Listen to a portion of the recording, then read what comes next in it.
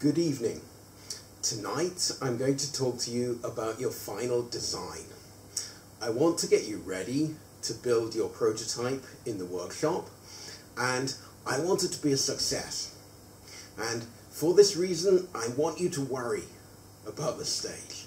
I want you to think what could go wrong, because believe me, it's harder than it looks to build a working prototype. You still have quite a lot of freedom at this stage when it comes to what your final design consists of in terms of components, materials, dimensions, manufacturing processes, that kind of thing. And on the one hand, you can still use this to include creative new features, to optimize the prototype, to make it cheaper, easier to make, that kind of thing.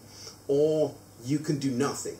You can just assume that you will figure out a reasonable way to build it in the workshop at the time, and it might work, but probably it will lead to chaos, and probably it will lead to the prototype costing more and taking longer to build.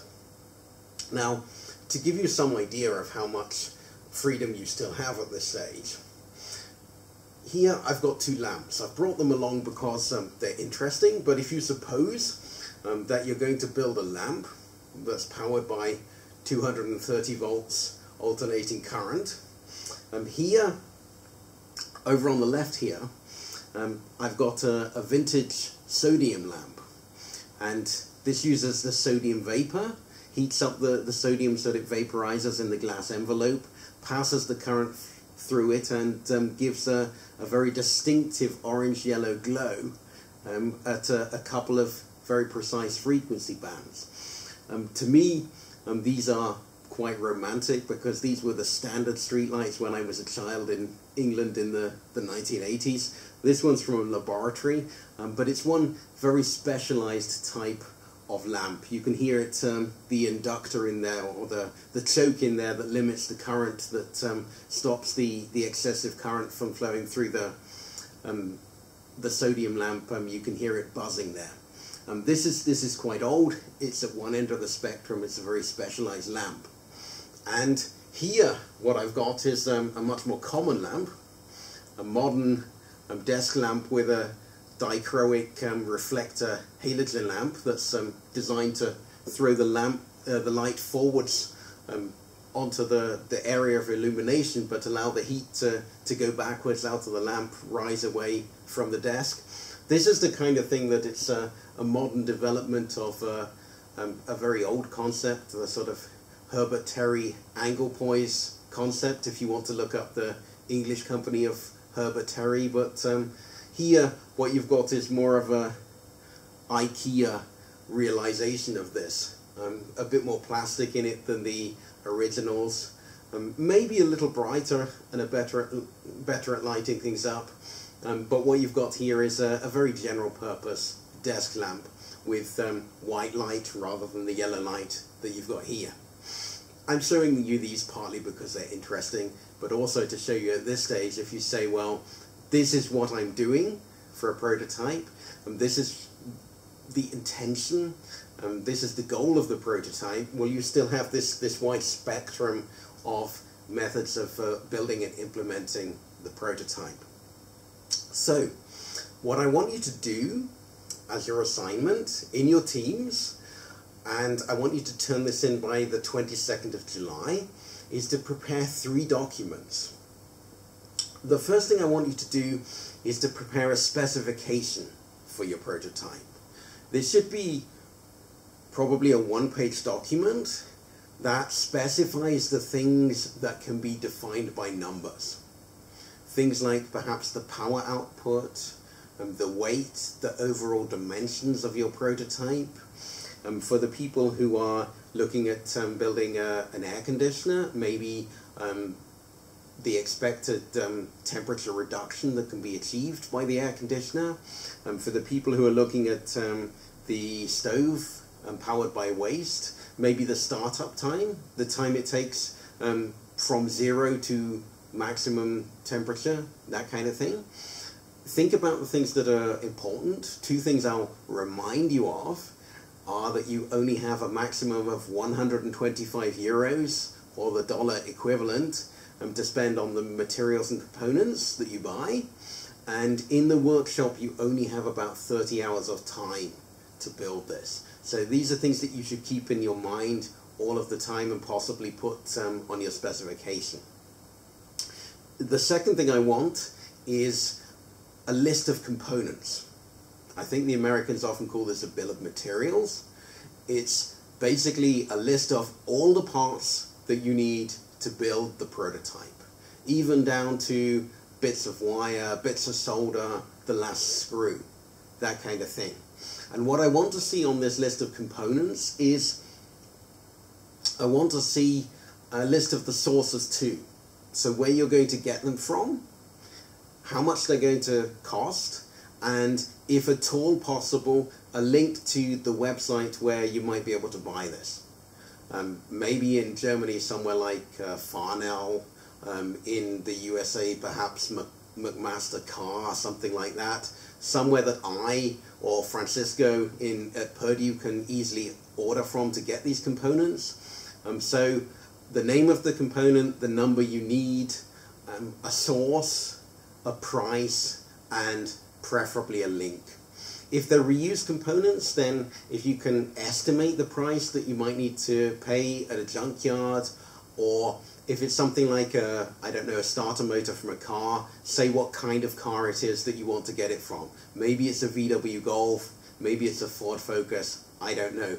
But the more doubt you can remove at this stage, the easier you'll find it when you actually come to build the product in the workshop. Now, as part of this list of components, I'd like you to think also about the main steps in the manufacturing. So what you're actually going to do in the workshop.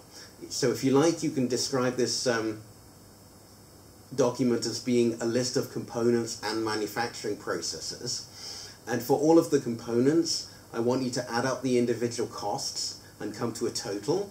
And for all of the manufacturing processes, think, how many hours of time is it going to take to do this? If you have 3 people in the workshop, say, you've got 30 hours in the workshop, that's 90 hours in total. You need to make sure that you stay well under that figure. So, a list of components and manufacturing processes or manufacturing steps. And the last thing I want you to prepare are a complete set of dimensional drawings. So, showing the sizes of the parts that you're going to make, the diameters of the holes, the diameters of the screws, the locations of these holes, locations of the bends in the metal. The less you leave to chance, the easier this will be, and the fewer the mistakes you'll make later. And try to think at this stage, what could possibly go wrong? Because if you find, say, 2 days into your workshop time, when you've spent maybe 12 of your 30 hours in the workshop, if you find you have to make your chassis over again, then this is something that wastes quite a lot of time and money. One previous year, I had some students who managed to make the case for their device. It was for, I think, heating and cooling a biological sample, so it would pass it through this particular curve. The first time around, the case was too big. It had too much space in it. And then they made another one which was too small. And then they made another one which I think was also too big. And then by about the 4th iteration, then they had a case that was the right size. These were all square or cuboidal cases. They were not particularly complex, but I wouldn't really have expected them to need to go through more than 2 iterations. Maybe one rough case to test out the circuitry and things, and then one case that's the right size. So try to avoid wasting time. I'd also suggest at this stage that you go back to the book I recommended a few weeks ago, Victor Papanek's book, Design for the Real World. I suggested that you looked at some chapters that interested you.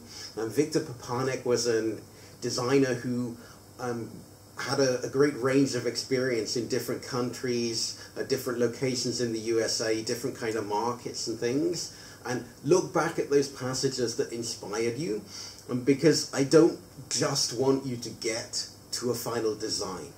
I also want you to think about the act of designing. Think about what you're doing here, think about what's important, think about what your goals are, and think about how you're reaching the decisions that you're taking. Because it could be that a lot of these decisions are based on intuition, or they're sort of default decisions because you do them because they're the easiest thing to do. Now, sometimes intuition is good, but when you're relying on intuition, you need to be aware that that's what you're doing. And maybe if you're taking a decision because it's the easiest thing to do, you need to ask yourself, well, is this the right decision? Is it the right way to build or to manufacture this project if we're mainly doing it because it's the easiest thing to do? When you finish these 3 documents, the ideal is that 2 groups of people would be able to build the prototype and come up with the same end result. So, identical prototypes. If they can't, you've got some ambiguity, some things that aren't defined in these documents. Now, I wouldn't expect you to be able to get quite the whole way to having something that's perfectly designed here. And in a way that's intentional, because with any prototype it's a learning experience, it's an iterative process, so there will be some doubts, but where you're not sure about something, make sure that you note this in the documents. Say, well, this dimension could vary depending on, I don't know, the gas tank that we salvage. And say, well, these are our priorities. This is our ideal length for the gas tank, perhaps. Even if you're not sure what size it's really going to be at the end of the day. When it comes to the budget and the time, my recommendation here is if you're very thorough in your thinking, you add up the costs of everything you can think of, you maybe allow a little bit of extra money and time for things that go wrong, and then at your stage and doing a prototype that's a first prototype, I would expect that once you get to the figure for how long it will take and how much it will cost, then you can add 50% to those figures, to both of them. So I'd expect you to come up with a cost that's around 80 euros and an amount of time that's about 20 hours for you working as a team. With 3 people, of course, that might be 60 man-hours, that kind of thing. But you shouldn't be really pushing the limit and saying, well, we're going to spend all of these 125 euros or all of these 30 hours building it. Keep a good margin of safety there. Allow things to go wrong a bit, because it's inevitably going to happen, even if you do your best to avoid it. What I'll do at this stage, I've taken a look at the documents that you prepared last week. I've unfortunately only got 2 sets of documents. I've got one set for the people who are building the stove that burns rubbish, and I've got another document for the people who are building their air conditioner. But I don't have a document at the moment for the people who are making paper out of elephant dung. So I'm not sure where this document has gone. You need to catch up. You need to get it done quickly. If you've sent it to me or uploaded it and somehow it's gone astray, then please contact me. Please contact me anyway and let me know what's going on as soon as you possibly can, because you need that document so you can build on it for this next assignment. So to give you a little bit of feedback, I'll start here with the air conditioner team.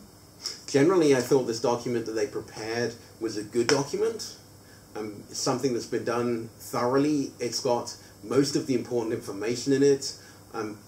I can give you a few comments here, but I think it's a very good start for the next stage of the project.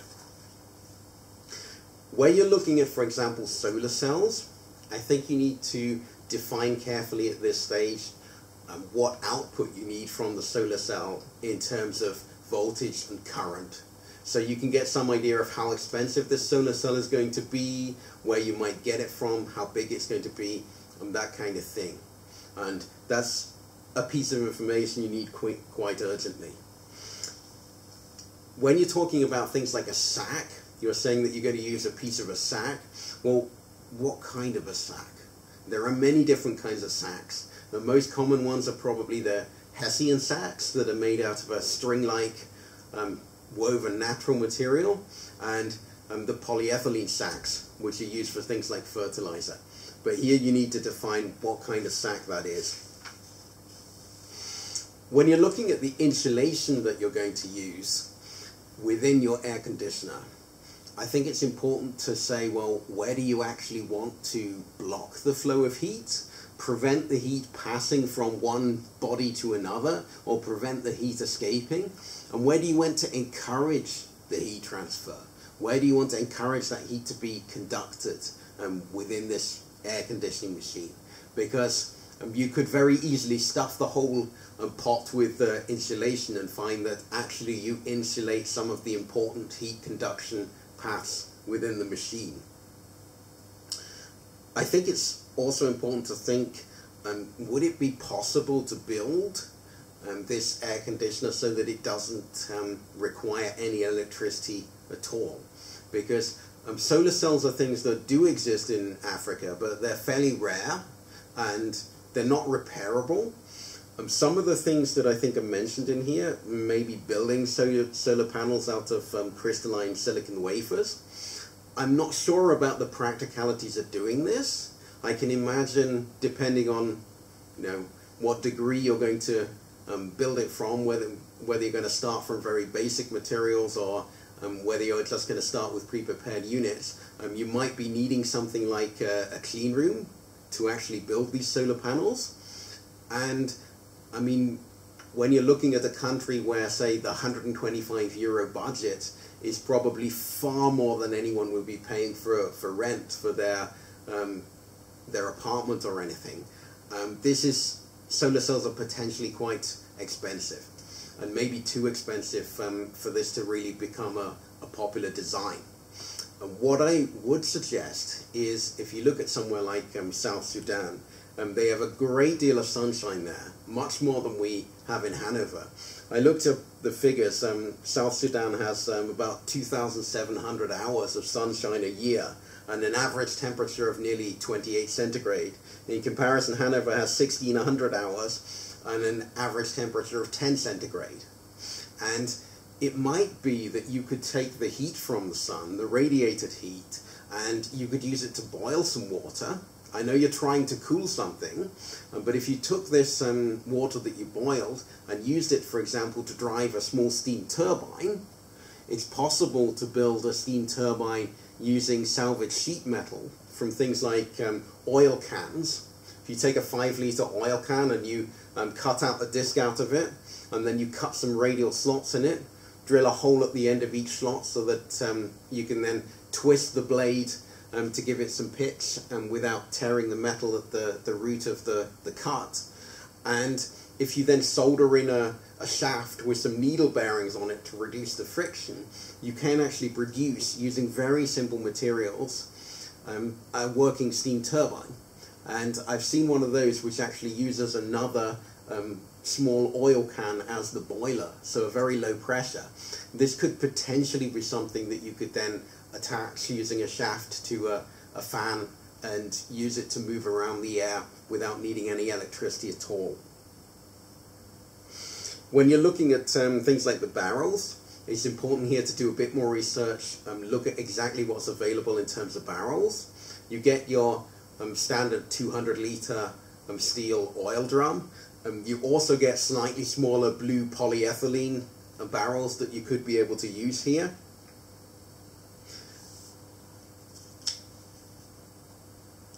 And when you're looking for things like electric motors from household equipment, you need to say, well, what power rating of motor do we need here? What size of motor? Where are we going to get it from exactly? I also suspect that within your clay pot, you're going to have a much higher humidity than you think. You said 60% here. I think it's probably going to be close to 100% within the pot itself. If I take a look at the document now from the Stove team, this document is a bit short. You need to give this a bit more thought than what you've given it so far. Just to clarify those things in your own mind. And really you should be asking yourselves at this point, what information is missing? What could go wrong? How can we make this more certain? How can we be certain that this is actually going to be a success when we build this in the workshop? And things like the metal clamps that you mentioned here, well, what kind? You've written gas tank in here. I'm not actually sure whether you mean the tank from a road vehicle that has liquid gasoline in it. That would be what I would think of as a gas tank. Or whether you mean a gas cylinder which keeps something like propane or butane under pressure. I think probably the gas cylinder is a better bet because it's got thicker walls, so it won't corrode so fast and you'll find that your stove lasts for longer. But with either of them you need to think carefully about how you're actually going to empty the flammable contents out of it. I mean, with a gas cylinder, you could fill it with water, but this is also something that could be a bit dangerous to do in the university workshop or something. So think carefully about the dangers that are associated with the manufacturing processes too.